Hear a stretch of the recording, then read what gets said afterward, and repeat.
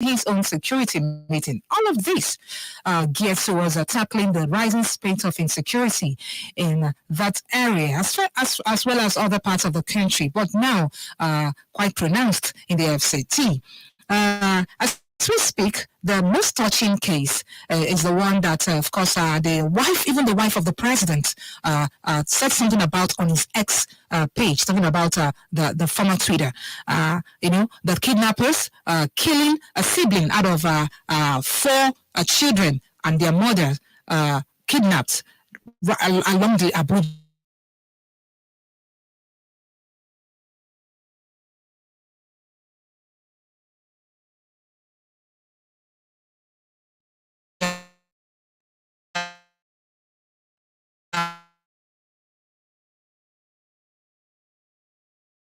Money and all of that, and one begins to wonder, where are we in the stream of time? Have we gotten to a point where kidnappers, non-state actors now call the shots in the country?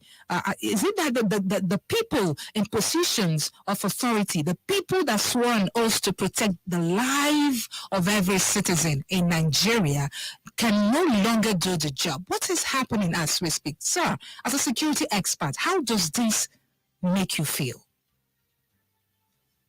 Vivian, sometimes I wake up in the middle of the night and I will not be able to sleep again. This is not because I have any medical issue, but because I am always very concerned about what is happening in our country.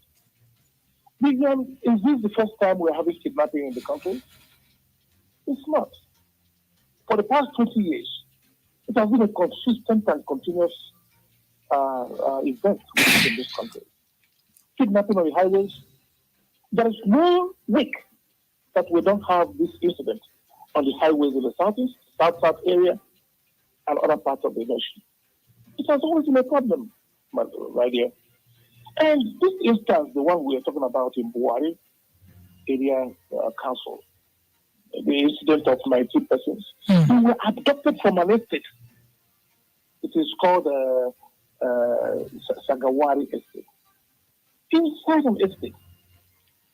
And to show people that they are serious, 4 persons were killed.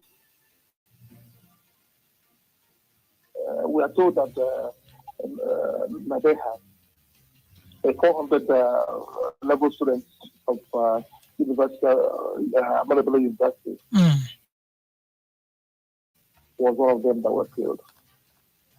And they also took 5 of our sisters. Let me tell you why this got public attention. Let me tell you why national attention. It is not because it's not happening. As I'm talking to you now, 3 years ago, 50 persons were picked up on Abowore Road. They were kidnapped. Abowore Road. That does not include the ones that are picked up on the Igwechi Road. If you check the crime desk on what is happening, continuous activity of hoodlums in the area of kidnapping in our nation. But let me tell you why view and public for. If I do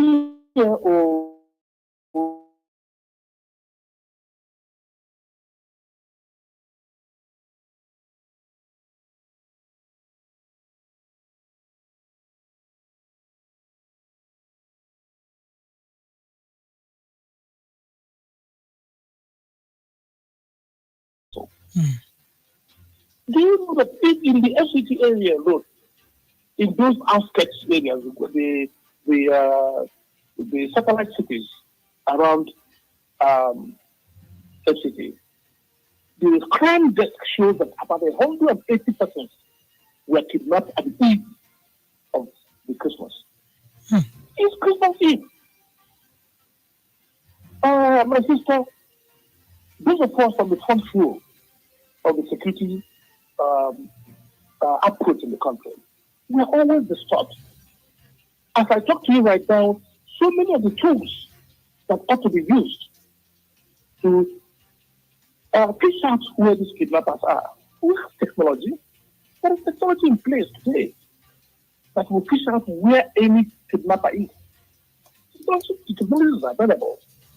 But if I tell you, you will not believe me that even the licensing, simple licensing that will cost about $15,000 or $20,000 to license this equipment, government is not doing it. There's a total lapse in the function of government. The government is comfortable giving 130 million.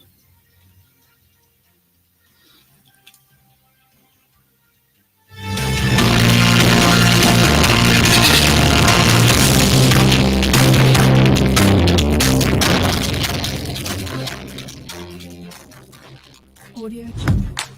All right, it's still open Parliament at some point. Audio Jungle.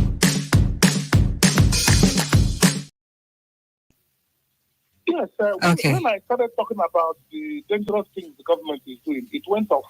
I hope it is not government that is trying to stop me from saying the truth. I won't stop. 130 million for federal house members, each of them for their vehicles. 200 million for each of them for Christmas palliatives, billions for the refurbishment of their offices. Excuse me. When we can't even provide the basic tools, we know what the problem is, Vivian. The basic tools that are required to curb these excesses of criminals. We know the tools. The tools are not available. But we can spend all these billions for extravagance. So when you say the tools, can you be more specific? Because sometimes the problems facing Nigeria seem so humongous, so beast-like, that sometimes people believe that they cannot be solved. But persons like you still come up with the idea that there are some tools that can address these issues. Can you be more specific? What are those tools? Yeah, well, there are some, I don't know how to explain it for the general public to understand it. But let me use a simple one that is everybody would know about. Okay. If there's a kidnap situation, the kidnappers will bargain for money, isn't it? When they bargain for money, they use telephones.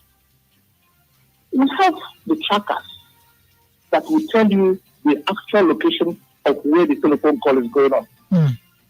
This tool has been there for the past 50 years in the world. We have just acquired it about 15 years ago. About 15 years ago. That's when we acquired ours. But this tool requires licensing. If you don't license it, it cannot work properly. There is what we call the tracking licensing, which is just about $20,000. The government finds it difficult to license this tool. Some of these tools were given to us free of charge by United Nations and by World Bank.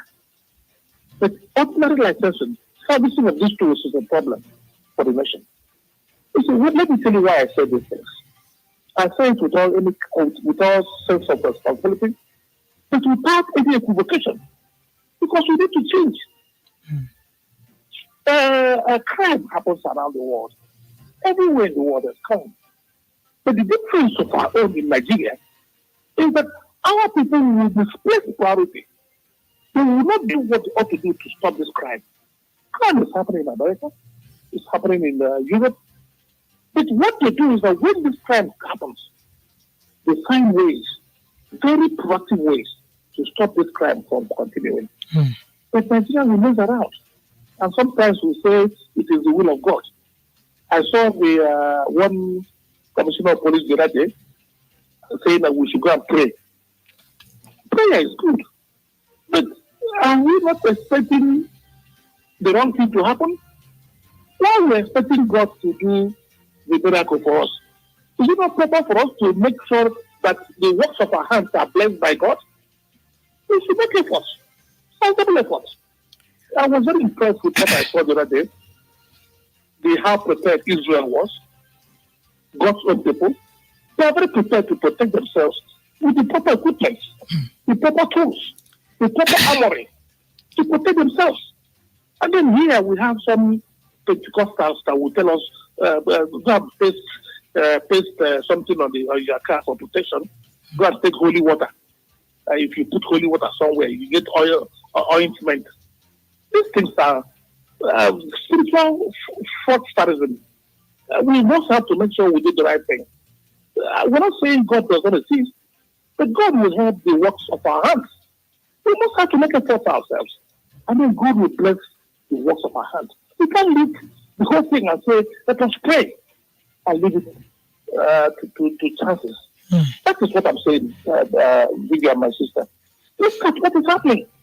Look at the amount of money that is being spent on frivolities, on trivial matters. For the Supreme Court verdict, almost all the governors were here in Abuja. You need to see their, what is it called again? The trail of vehicles. What is it called again? The entourage. The entourage. You need to see the entourage of the governor. You're talking about 40, 50 cars. And these are government cars, fueled at government expenses and operated at government expenses. In a very deprived economy, where the basics cannot even be provided for the people, salaries are not properly being paid, livable wage is not existing, one governor will have about 50 cars following him on entourage. That is what the problem is. In fact, those of us who live around here in Asoko, where the governors are, every street was blocked, completely blocked, by the vehicles. So we must have to go a little bit away from where we are right now. That's a reduction of cost of governance, in the cost of governance. The shutdown, not just reduction. Wow. Shutdown of irrelevancies. Reduction you are talking about is like the one the president just announced, that whenever he's traveling abroad, only about 25 people will go with him. 25 persons? We are going to countries where we have embassies. Don't we have embassy staff there? What are they doing? The ambassador, the consular officers, the employees in the embassy, they are the ones to welcome you. If you go live here with 5, 6, 7 persons, it becomes okay. Before now, almost 100 people will go with him at the expense of the nation. That is where the problem is, my dear. Okay. And if you compare the fact that we have numerous of these MBAs, ministries, departments, and agencies that are spending so much money in this area, if we don't take care of this, in fact, let me be clear about it, Vivian. We need a shock therapy to make this country right.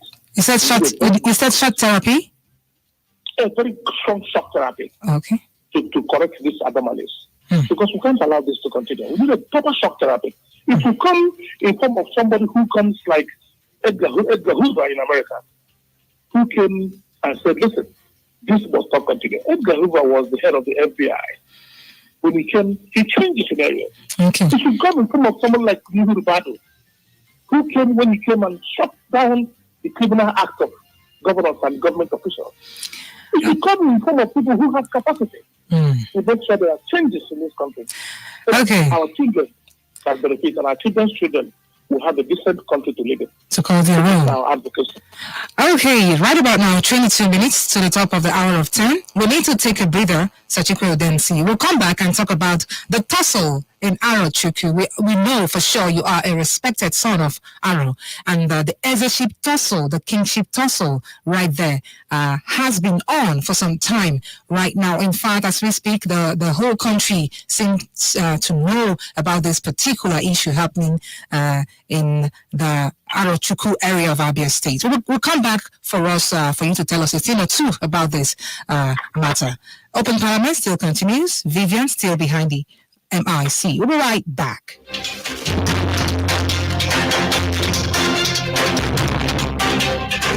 Family Love FM, wild. It's quality news, it's good music, it's reliable information. Audio Jungle. Audio Jungle.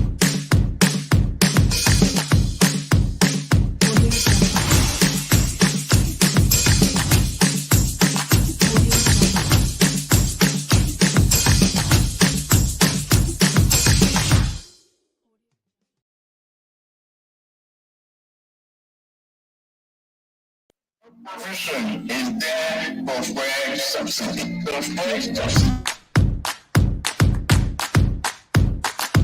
Audio Jungle. Audio Jungle.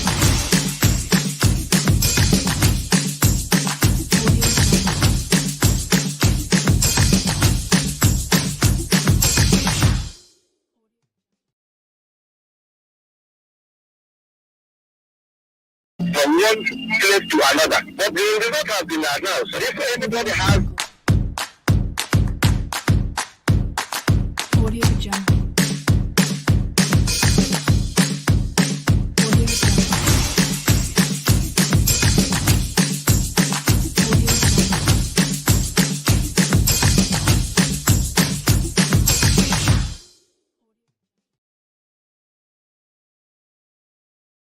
Audio Jungle.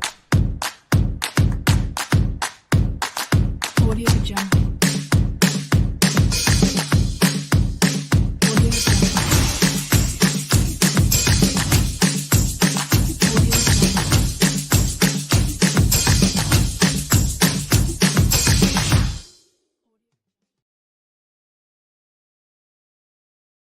Audio Jungle. Audio Jungle.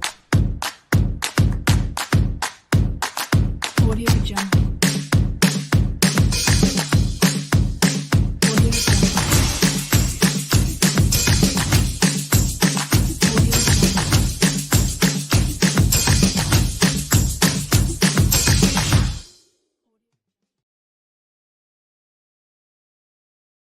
Audio Jungle. Audio Jungle. Audio Jungle. Okay. Can you hear me? Yes, I can hear you loud and clear now, sir. Yes, I'm Okay. Straight up to the business of the day, away from security issues, away from the Supreme Court issues. Let's now go to a part of Abia State, Arochukwu, of which you are a critical stakeholder, talking about the Aro Kingdom. The Eze-ship tussle has been lingering for some time right now. It's been an issue on the lips of virtually everyone concerned. We need to know where we are in the stream of time. At some point, we understand that you were nominated to look into that matter and bring home and find a lasting solution to what's happening right there. We also understand that at some point, the Abia State government has dissociated itself from whatever interference that rumors are carrying up and down, that they are not interfering in what's happening there. They just want peace and order in the state. We've had some talks from left and right concerning Aro. Aro seems to be in the eye of the storm as we speak right now. How do you feel? What's happening quickly, sir? Is there a solution, a near solution to what's happening there? Yes, of course. There's always a solution to every problem. A problem that doesn't have a solution is not doesn't exist. If I should borrow the words of some people, everything has a solution. In fact, 2 days ago, I had a very strong session with some of our prominent sons. The former deputy governor of Central Bank of Nigeria, Chief Ojen Nana, Dr. Ojen Nana, had a 2-hour session with him in that area. We are looking at how best to bring succor to our people, to make sure that this revered crown is not taken to the dust and to the sands. Arochukwu is a very peculiar place. It's a very strong tradition we have in Arochukwu, and nothing that has happened there that cannot be reversed or that cannot be properly put in the right perspective. But one problem we have there is a very big problem, is that so many people who do not seem to understand our tradition have come to play. They have come to put some kind of strange processes that do not exist in our culture and tradition. I grew up in our community, so I understand the psyche of the Aro man. I understand the Aro man's attitude. Aro man's attitude is always not that of the Machiavellian orthodoxy. You know what Machiavellian says? Machiavellian says the end justifies the means. The Aro man does not believe in that. The Aro man believes in process. the process justifies the end. That is what the other man believes in. The other man does not believe that you must have to achieve anything, whatever way you achieve it. That is why, in my language, we say that only human have a kunaro or agazabeya and a kunaro. It's not what is done that is the process in life. What is looked at in that place is the process of doing it. So we just have to ensure that the process is right. Now, another big problem we have there is one of our cultural inherited belief and practice. Somebody has a crown. You may say he has a crown mistakenly, but the question is, traditionally, according to our culture, can he be uncrowned? If you have put a crown on somebody in our culture, can you remove that crown? These are the things we want to put together. As elders in the society, we want to negotiate with those prominent sons of our people and find very peaceful solutions to it. These things are resolvable. They're not do or die. It must be or it mustn't be.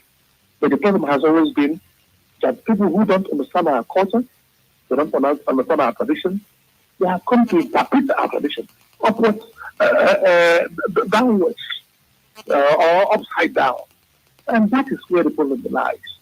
And we cannot, by any stretch of the imagination, accept that in any form or shape. So we want to make sure that the right thing is done. Ours are very peace-loving people, extremely peace-loving. Okay. If you see what I wrote initially, I indicated that it's a place where everybody wants to go for events, ceremonies, and activities. Okay, sir. Quickly, because of time, the phone lines are brimming, so that we can go pick a call or two. Since you're talking about the culture, some persons don't understand the culture of Aro. There is somewhere we are hearing that part of the reasons why the tussle is on, as we speak, is the crowning, or would I say the intention to crown someone whose father is still alive. According to some persons, it's against the Aro culture. What do you have to say about that?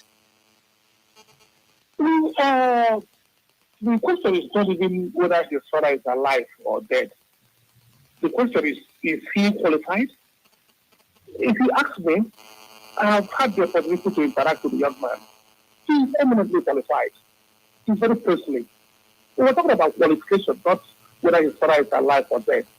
It is true that so many Arosons believe that when your father is alive, you can't even be as logo, can't even be as for the talk of being as Aro. So that's not my consideration. My consideration is he qualified? I have interacted with a young man that is called I've interacted with him. I had the privilege of discussing with him in my hotel room in Lagos. He came down with his wife. He humbled himself, came down with his wife. We had a close session for over 3 hours. And even in my house in the village, he came. He also had the humility to fly into Abuja. And I hosted him in my house. We had serious discussion. My judgment of him is that he's a very sound, qualified prince of other people. That's my judgment of him. Anybody who thinks otherwise, that could be an opinion. Okay. My own opinion is that he's qualified, extremely qualified for the job. For the job. Okay. But the question is, somebody else has been crowned. Can who has been crowned be uncrowned? That's a critical question. And our culture allow the man who has been crowned. You can say that people have been crowned through some irregularities, but can our culture allow him to be our tradition, allow a crowned elder to be uncrowned without death?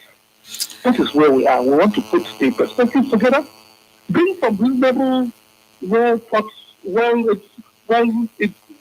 people of good integrity, because we have very lots of people without honesty in them.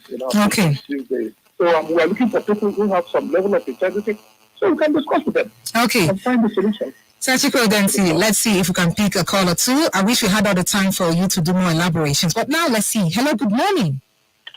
Good morning, Vivian. Good morning, please. You have less than a minute. No time. Okay, no problem. Good morning, Sir Chikwe Udensi. Sir, good morning, sir. Who say my no David? I'm calling from Mine. Go ahead, please. Sir Chikwe Udensi, I want to thank you for your boldness and your doggedness to make sure that Nigeria and the state becomes a better one. And your contributions and your work here to all the Wednesdays, all these Wednesdays that they've been lecturing us about security and about good governance in the country and in the state is a welcome development. I pray that God will continue to protect you, bless you, and give you more courage to be standing out. Then the issue of the federal, what is happening, this security that is happening in the federal government today. If presented that the government will look in work, technologies can even handle most of these things that we are trying out for, like you just said. So I want you to liaise with the federal government and the state government if possible. That liaise and bring out solutions, bring out your way of experience concerning security. So that everything, when the soldiers will be doing their own, then individuals will be doing their own. Then finally, the issue of arrowship. I don't want to dampen into it, but I am urging government to remove their head from whatever it is, irrespective whether they are denying or not. So they should remove their head so that I will come a better place. Thank you. Thank you. Hello, good morning. Good morning, please. Go ahead quickly. Less than a minute. If you want to talk about the security in the country, the government have not been sincere because these things that are happening, they can't claim ignorance about it. If they are sincere, they should take action that will take all these things that are happening, particularly the federal government. It is a shame that this thing is happening in South Africa today. We is to say, and look at the shame it's creating Nigeria. And we are talking of investing people, bringing people into the country, getting employment and all this on this. This government is sincere. That is my concern. This thing started during the time of Buhari. It wasn't like this before. It was Buhari that started. Why can't we address that issue? Okay. Why did Buhari do this? Because Buhari wants to dominate. That is the issue. Thank you. We don't want any ethnic coloration, please. Hello, good morning. Good morning, please. Go ahead. Yeah, Go ahead. Less than a minute. I urge our honorable Sir Chikwe Udensi to please liaise with the federal government as he has pointed out those potholes. And like I used to say, Nigerians, we don't have value for life. That is one of the major problems this country is having. There is no value for life. Like our speaker said, if not that some notable men, their children and people involved, they won't have picked up the courage or start doing something. So please, Sir Chikwe Udensi, please help us. Let the federal government get all these gadgets. Let all this kidnapping and killing stop. Okay. Thank you. Thank you. Hello, good morning. Excellent. Supreme Court judgment. I thank people for not entertaining. You know, this PDP era, at the time of Supreme Court judgment, you see all PDP people. During the time of Goodness, you see all. Let's see PDP will win. That's the time why he is not even happy. This is sometimes with Buhari. At the same government gave you 1,500 views. Okay. Thank you because of time. Hello, good morning. Your last caller, 30 seconds, please. Okay, good morning, Vivian. Good morning, please. Go ahead. Good morning, Sir Udensi. I'm calling from Mumbai. I think I want to thank our guest for his superlative contribution. To solve our country, to proper solutions to the challenges we are facing today, we need a new constitution that can help the people to hold our leaders accountable. The greatest problem we have today is the constitution. So we need a new constitution that will match with the current challenges we are facing today. Finally, some people have been calling up for restructuring. It is a welcome call. Let us do it and save this country from total collapse. Thank you very much and God bless you. Thank you, our last caller, for being concise. Sir Chikwe Udensi, at this point, to allow the curtains to drop on the calls quickly, conclusively, because of time. Thank you very much, Vivian. Around the world at one time or the other, nations of the world at one time or the other will have problems. Vivian will have a problem in America in the early 50s and 60s when the Gambino family, the Italian crime family took over America. It took somebody who came out with strong character to change the scenario. Today, in every FBI building, you see Edgar Hoover building. That's what it's called. But the headquarters is called Edgar Hoover building. Vivian, in Europe, we had the medieval days in Europe. The man of character came and said, listen, we will stop this. There must be a change. Change came. Even in Singapore, you know what happened not too long ago? Today, Singapore has moved from third world to first world. In our neighbor, Ghana, in the 70s, Ghanaians were all here in Nigeria. They were gone away from Ghana. Today, Nigerians are the ones going to stay in Ghana. We need men of honor. Okay. We need men of integrity. We need capable hands, people who have strict honesty in them to rule our nation. This is a great country, and we can do better than what we are doing right now. Thank you, Sir Chikwe Udensi, for your robust time with us on Open Parliament as always. We do appreciate. Thank you very much. Thanks for having me. Thank you. Okay, so that's Sir Chikwe Udensi, Interpol Systems Consultant and Security Expert, former Secretary General of ALGOD. He's a fellow of Forensic Investigators of Nigeria, and he is also recipient of ZIGS Awards on Innovation and Creativity. He's been here with us on Open Parliament. Next week, Wednesday, will be time for another edition. At 10 on the DOT, straight up, we'll bring you the news. The news crew is standing by to bring you the news updates. My name is Vivian Chima. Audio Jungle.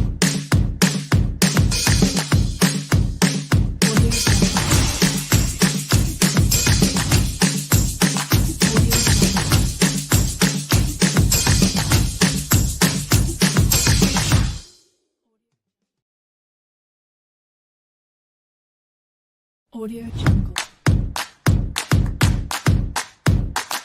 Audio Jungle.